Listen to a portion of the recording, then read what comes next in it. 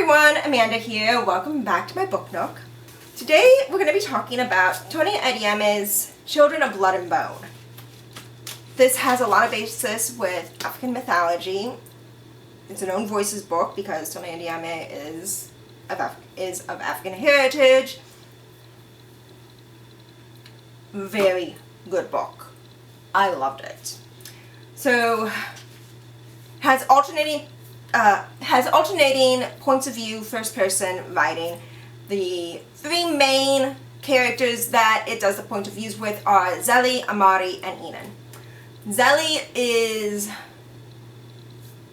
very poor, falls into a group of people that most of other people that live in the area called maggots, because she should have magic.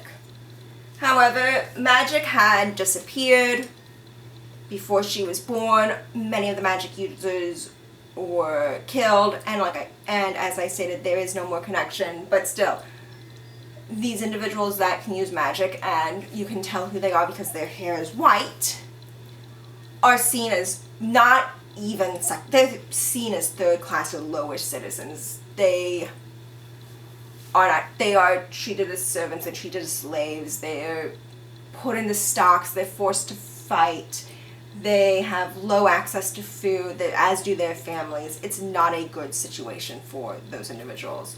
Amari and Ihnen are the daughter and son, respectively, of the king.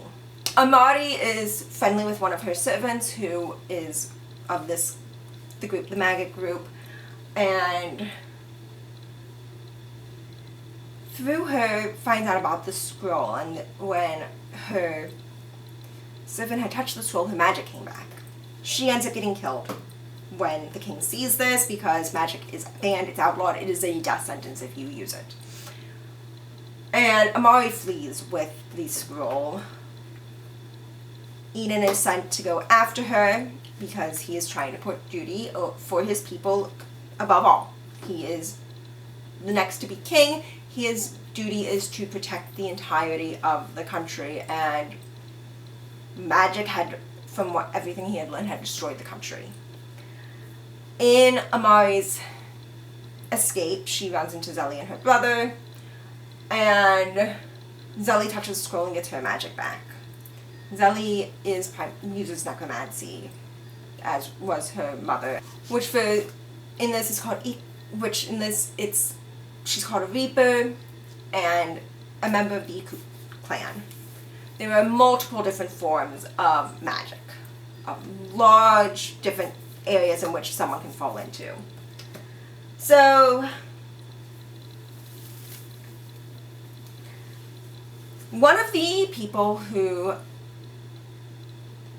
Zélie lived in the same village with is a woman who was one of these magi and managed to escape the murders of the Magi's, and she keeps her hair colored dark so people do not know.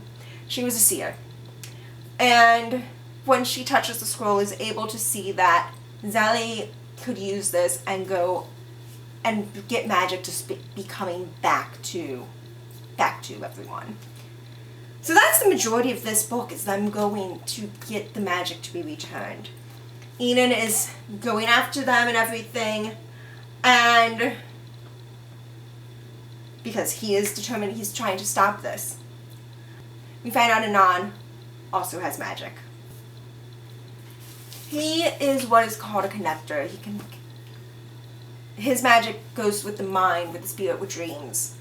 And now, not only does it that he's trying to stop Zélie and Amari from bringing magic back, because from everything he's been taught, this is going to destroy everything. Magi's attacked his family. Magi's were power hungry, and they were the main reason why things were falling apart where everyone was living. They needed to go. And magic had left them because the gods had taken the magic away from Magi because they were corrupt. That was everything that he was taught growing up. But now not only is he trying to stop it because of trying to protect, in his brain, everyone, he also now is trying to protect himself because of his father finds out he will end up dead.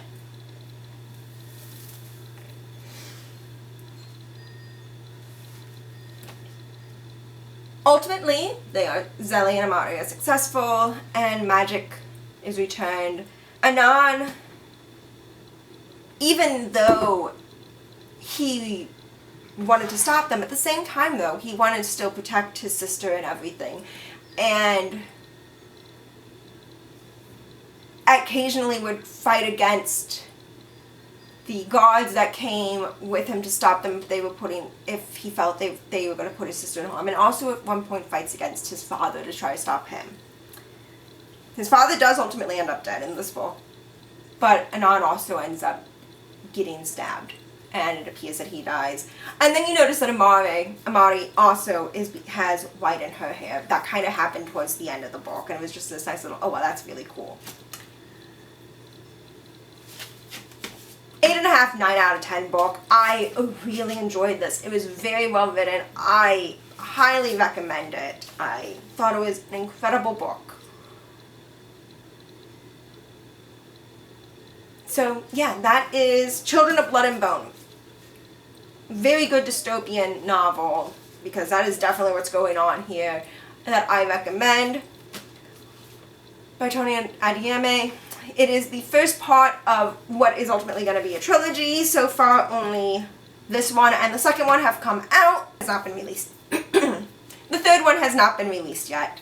So, like the video, subscribe to the channel so you can see them all, and in case so you don't miss any when they get posted, ring the notification bell, and I will see you next time. Bye, everyone.